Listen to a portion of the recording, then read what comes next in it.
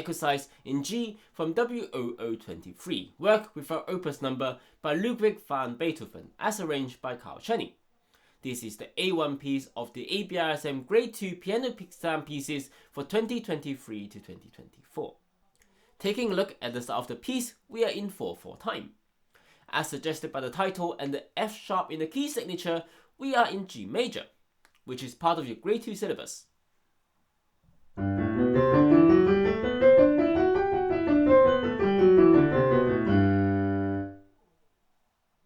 The instruction of play here is allegro, meaning a brisk pace. We have the speed given to us at crotchets equals 84.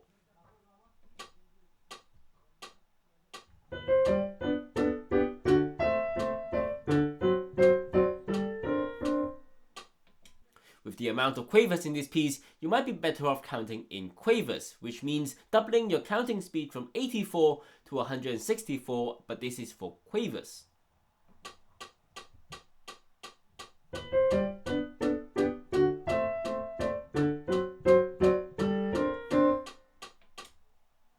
This piece would be in AABB form if the repeats were observed, but in the exam we don't need to play the repeats, so it would just be an AB form, with each section taking 8 bars. We start the piece off with 2 upbeat semiquavers on the right hand, which was leaded into the piece. Now 2 semiquavers make a quaver and 2 quaver makes a crotchet. Counting these 2 upbeats in quavers will make it easier instead of counting in crotchets. So we have 1 and 2 and 1 and 2 and 1 and 2 and 1.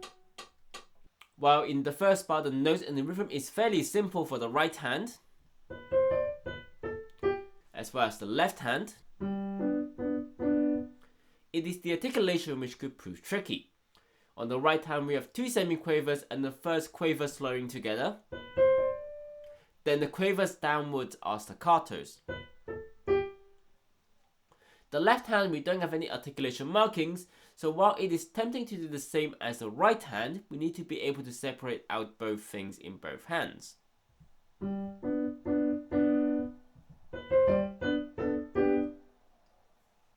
Going on to bar 2, we cross the second finger over on the right hand to get to the F sharp. Now we have a wedge, which if you look at the bottom of the page, will tell you that this actually indicates a staccato. But we want to accent it a little bit more, which will be useful because actually we want to bounce off the F sharp to get to the crotchet E note with our pinky, which is then slurred to the quaver.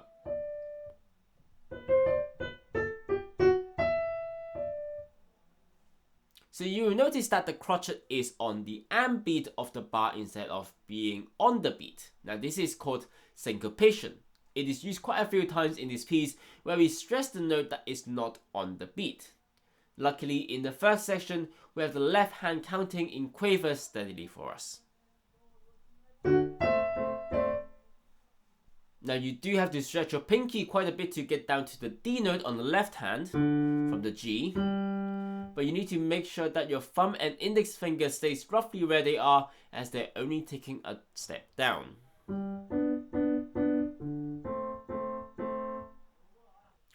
Bar 3 we're doing a staccato upward quavers on the right hand.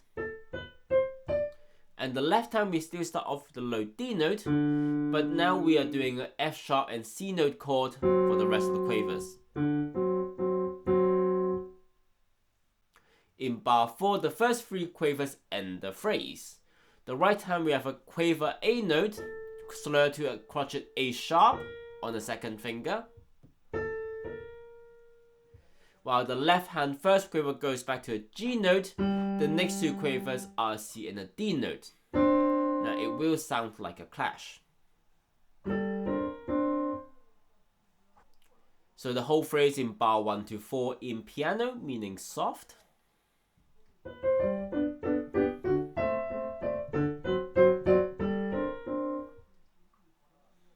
Bar 5 to 8 is similar to bar 1 to 4 with a couple of differences.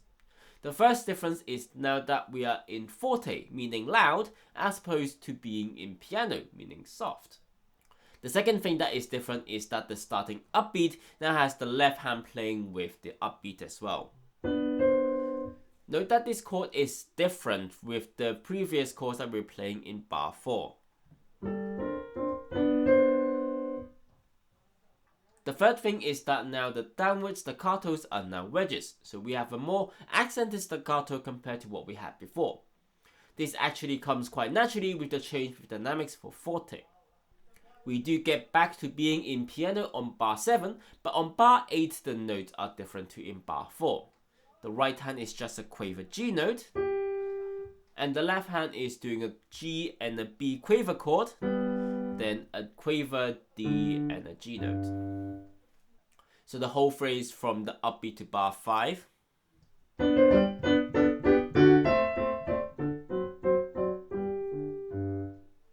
The second section is both similar but yet different to the first section.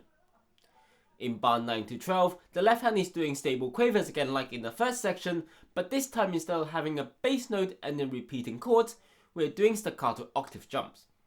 We have D, F sharp, A, and then D. We're going to play this twice.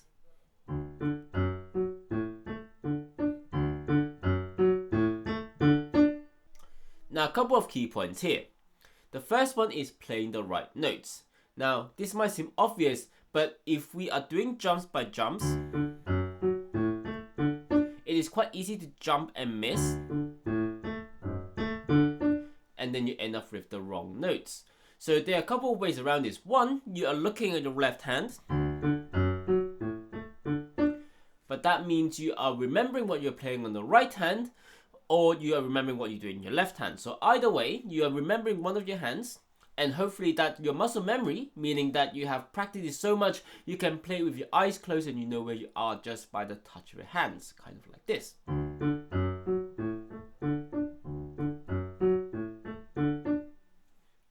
The second thing is that we want to play the notes on time. We don't want to lag behind the right hand or slow the piece down because we couldn't get our hands in the right place at the right time. So we need to get them on time.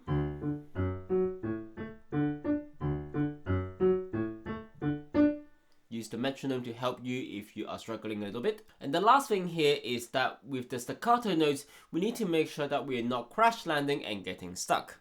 Now what I mean is, instead of moving from hand position to hand position, more think about stretching and jumping your fingers. Your hands are constantly in motion. The really big jump you need here is from the high D back to the low D. In bar 9 we have a similar rhythm but a new melody. We have to do semi-quavered upbeats going up, but this time instead of coming down on the quavers, we're going to follow it with repeating staccato chords. Now after that, instead of a syncopation rhythm of a quaver and a crotchet, we are going to be getting 4 slur semi-quavers and a quaver. Counting in quavers, the rhythm is like this: 1 and 2 and 1 and 2 and 1 and 2 and. So 2 semi-quavers fit in a quaver, so counting in quavers is going to be slightly easier in this section. Bar 11 and 12 is the same as bar 9 and 10. So here's the demo of bar 9 to 12, playing in forte now as we are back in a forte from bar 9. To make the piece a bit more interesting of these two similar phrases, we can play them at different volumes, or we can do a crescendo and then go back down to a little bit and then crescendo again.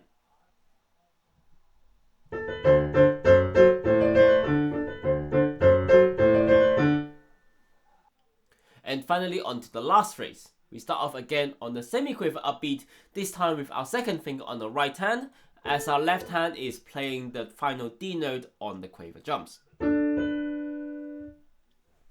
Then we get the syncopation rhythm back, but this time both the left hand and the right hand are doing the syncopation, so we must count the rhythm like this: 1 and 2 and 3 and 4 and 1 and 2 and 3 and 4 and. If you don't count the rhythm, then you are going to miss out on the syncopation rhythm, which is the key to this piece. Notice that the slurs in bar 13 and 14, the crotchet is accented and the quaver is wedged. So we're going to play loud on the crotchet and then jump off at the quaver.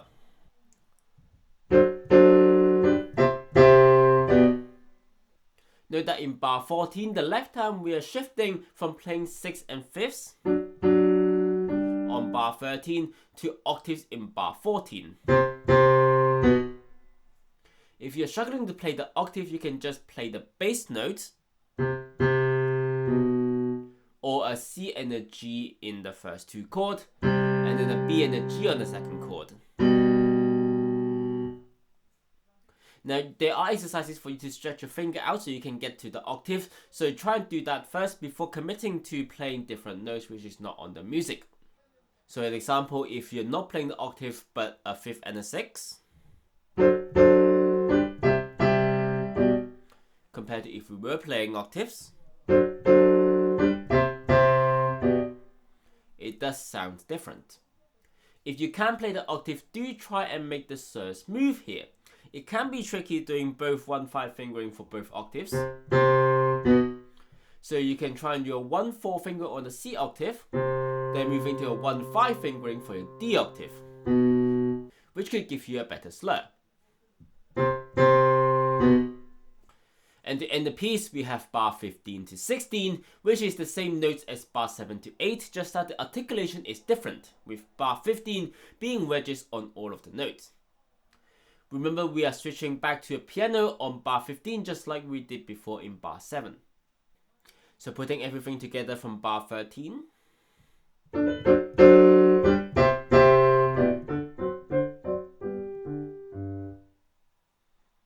And that's the end of the piece.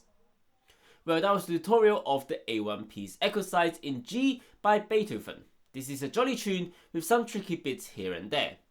We need to have a good foundation, so make sure that your accompaniment on the left hand is solid and you know it well. The dynamic contrast will bring out the sunny nature of the right hand melody. Hopefully that was useful to you. This is the first of the grade 2A pieces. Check out the other pieces in the playlist when they're up. Also check out my flute tutorial series and my F1 gaming series as well if you're interested. Give a like and subscribe if you like what I did here. Put a comment down below if you want me to go over anything specific, or if you want to share your own tips and tricks with your fellow viewers. I'll see you in the next video on Master of None. Bye!